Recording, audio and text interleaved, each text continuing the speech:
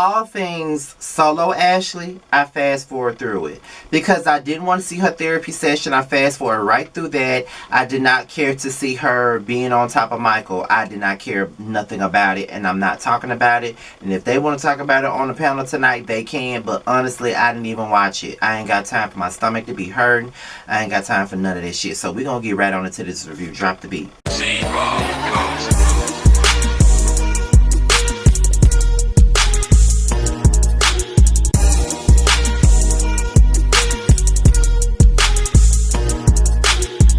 What's going on, y'all? This be your boy Scott by Nature TV, and we are here for a new review of the Real Housewives of Potomac, y'all. Thank God next week is the season finale. Thank God it's the season finale. We're about to get into this damn reunion, and then we're gonna be done with it. But the sad part about it is that means that we only have a few weeks left on the Whether You Like It or Not panel. That's until Basketball Wives come. So, you know, we're about to go on hiatus in a few weeks. And I've really enjoyed this ride with the Whether You Like It or Not panel this season. Like, it's really been lit. So, yeah, we're going to go on hiatus. And then when Basketball Wives come back, we're going to be a brand new panel yet again. But with the same people, just going to be a different edition of the panel. It's going to be a Basketball Wives panel, pretty much. We've been throwing around ideas about what we're going to do with it. Like, is it going to just be a Basketball Wives panel? Are we going to talk about growing up hip-hop? That's also coming out in January. So we're trying to figure out exactly what we're going to do, what we're talking about. But I know that Basketball Wives would be a vocal point of the next panel. But yeah, we had a great time. We've been having so much fun this time around on this panel. Not to say that we didn't have no fun on the last one, because we had a lot of fun on this panel, on the last panel. But like I've said before, I didn't know that it was going to work the way that it did this time around. I was pretty nervous when we started over this time, but it really came out to be good. So shout outs to Really B and Sakina, also Reggie, Chocolate Beauty, and Brooke. Y'all have done an amazing job, and I'm thankful to you guys because you all bring something to the panel. So we're going to go right on into this review. And it's a crab boil, and I'm guessing it's the last night of the trip. Wendy makes a toast to everybody. She shouts Candace out about her album, you know, all types of stuff. So everybody, Karen's getting married again for the 25th anniversary. So good times, good times, good times. So then Ashley asks Eddie about his mother. Has he talked to his mom? Eddie said that they did call him a couple of months ago, and the door is cracked for some reconciliation. His mom don't even know his kids. They don't even know. His kids don't even know that his mama even exists. They don't even know him. And I think that's really messed up that you got 3 kids and your mama don't even know them. And they don't like your wife and they can't get past the dislike for your wife. It's just a lot. But at the end of the day, hopefully they really do find themselves in a good place and they can get past everything, because that's a lot of stuff. So then we get into G versus Ashley. G versus Ashley. Giselle brings it up. She brings up the fact that G was fucking with Ashley and wouldn't leave Ashley alone after she said that she was uncomfortable. So, after that, I think G just didn't remember what the hell he was saying or what he was doing. And Ashley said, do you have Alzheimer's or something like that? And then, you know, Mia was like, no, Ashley, that's not right. And it's not right. It's not right. Now, granted, G's an asshole. Granted, G is a sicko. Granted, G is weird as fuck. That's all granted. But girl, don't act like you're not married to some old ass man your motherfucking self. Okay, Ashley? See, this is where you get chumped the fuck off at right here, bitch. This is where you get chumped the fuck off. Because at the end of the day, your husband ain't no spring chicken either, okay? Your husband is old as fuck too, okay? And you laying up fucking on him and having all these damn kids by him, okay? When he don't even want what you got. But we ain't gonna talk about that. But you ain't got no spring chicken for a husband your motherfucking self. So how the fuck you gonna come for her fucking husband and say that he got Alzheimer's? Now, if somebody said that shit about Michael, you'll be somewhere crying and shit, going to your little Karen mode and all that other shit that you be doing when somebody come for your motherfucking husband. See, you love to come for somebody's husband, but can't nobody come for yours. Oh, no, ma'am. And then, Mia was like, it's not right to say it. And Ashley told me something. I would say it to you. I would say it to you. And that's when Mia asked her where her husband was. She said, with my kids. And then Mia said, are you sure? And everybody started laughing. Yeah, bitch, are you sure that's where your man is? Where is he? Is he not chasing up behind another nigga? Because, you know, he loves to do that. Is he out grabbing asses while he's supposed to be at home watching after your kid? Okay. Figure that out. Now, Karen is setting up a surprise for G. And, not G, I'm sorry. Setting up a surprise for Ray. And, Wendy and Eddie bring the cake. And then it's Karen that jumps out the cake. Giselle thinks that it was a horrible idea. She thought that Karen should have been naked, but then she turned around and said she got a visual in her head and she did not need to have that visual in her head. Giselle, stop acting like you're young. You're so much younger than Giselle. I mean, than Karen. You're both in your 50s. Both of y'all old. Don't nobody want to see neither one of y'all naked, so please stop. Giselle get on my nerves. And here go Robin. I'm just not comfortable having a conversation with Wendy. Girl, why the fuck you not comfortable? Tell me why the fuck you not comfortable, Robin. Why you ain't comfortable all of a sudden? Why you not comfortable? What you think she gonna do to you? That's what I'm trying to understand. What the fuck you think she gonna do to your ass? Okay, real shit. What do you think she gonna do to you? Let me know, please. I'm like Aaliyah. Let me know. Let me know. Let me know. Let me know. Because you sound stupid.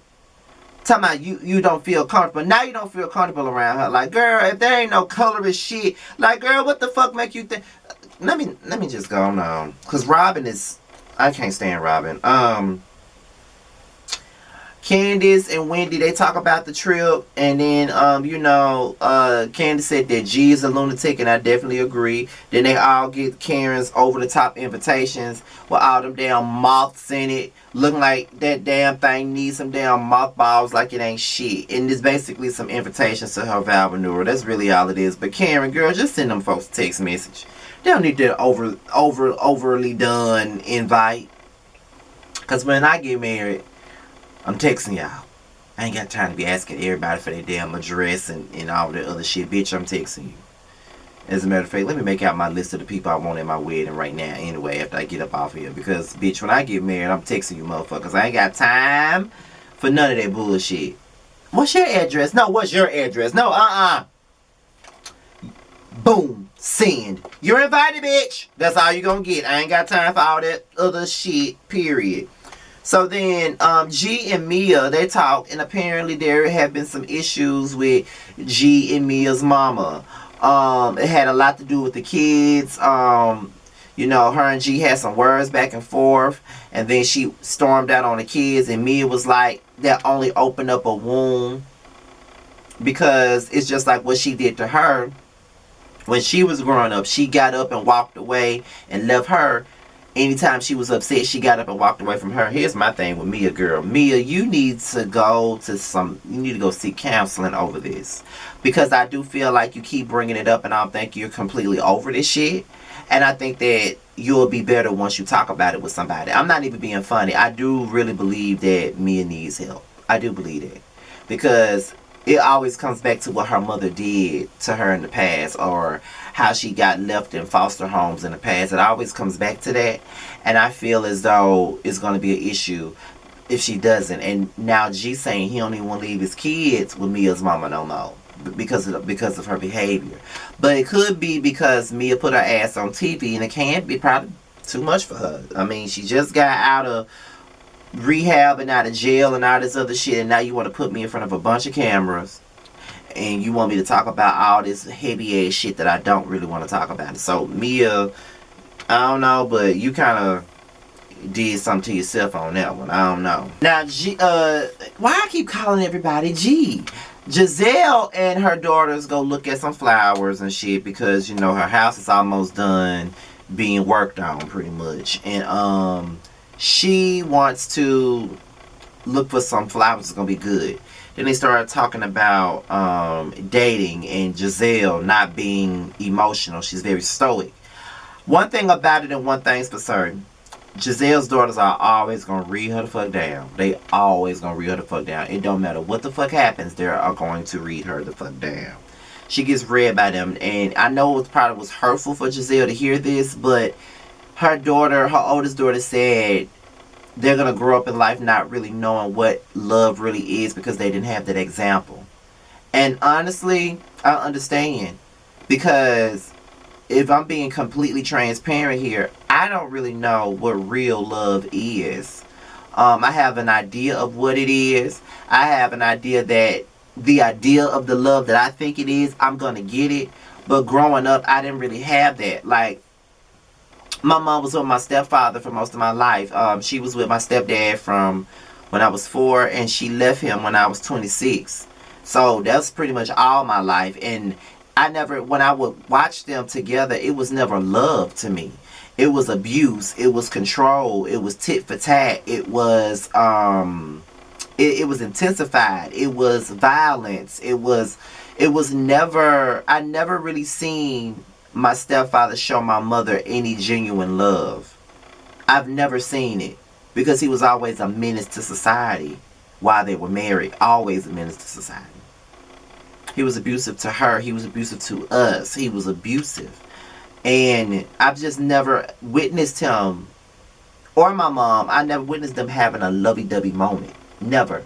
It's like they were more like friends at some point than anything. They were never like a married couple. Like, you see these married couples, and you see your friends and how their parents are together, and you see how the dad shows the mom all that love, and you see how the mama show the daddy the love. And I go home, these motherfuckers at each other's throats all the time. You got to stand in the room because you think a motherfucker gonna strike somebody. You know, you think some hot water's gonna get thrown. You think a punch gonna get thrown. You think somebody gonna backslap your mama. It's a lot. I've never witnessed that either. So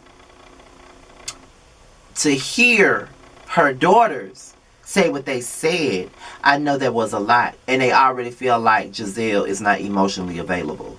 Giselle is stoic. She doesn't know how to feel anything. And she probably has this wild love from growing up. I've been accused of being stoic and not really having much emotion, and I really don't. I don't. I show most of my emotion behind closed doors or something like that. Like, I've gotten kind of emotional on camera, but y'all caught me at a time. So, you know, all Giselle got to do is self-improve. That's all she has to do, because her daughters keep on giving her the business, and they keep reading her, and they keep telling her ass the truth, and that's something that she got to hear. Her daughters are giving her the real. Wendy is getting ready for her launch of her candle. Her mother is there while she's taking the photos for it, and they get into an argument about her childhood. And Wendy's mother is the type of mom that I don't like. Because when you're trying to have a conversation with your parent about the way that they made you feel growing up, they don't want to hear how you feel.